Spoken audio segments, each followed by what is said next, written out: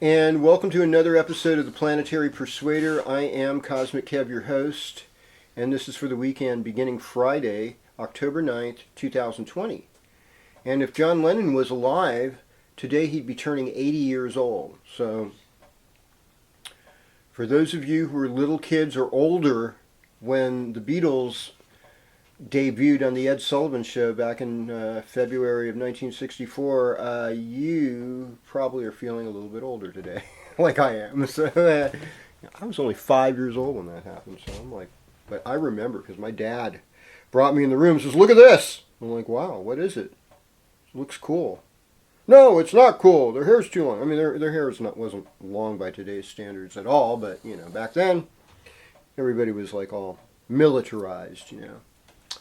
Anyhow, looking at the sky today, we would see the moon in the constellation of Gemini.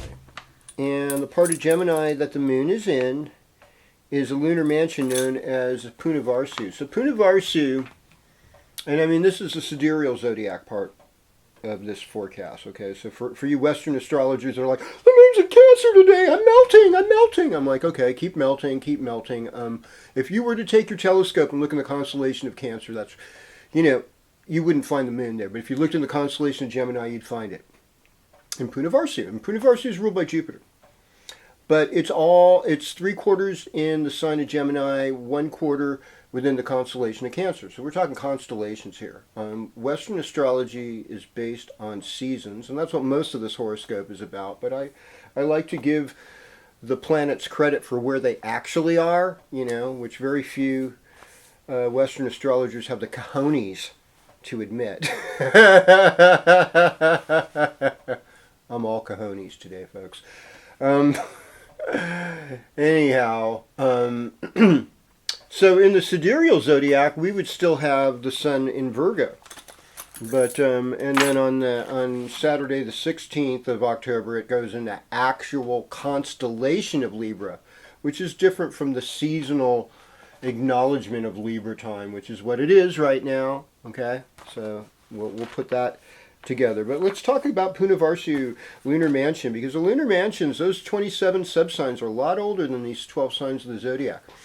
Punavarsu is, because in the goddess days they followed the moon, and Punavarsu is not only ruled by Jupiter, but its ruling deity is a deities, and they're a feminine aspect of God, a feminine aspect, and they bring really good qualities. And Punavarsu is about having a nice house but wanting to travel.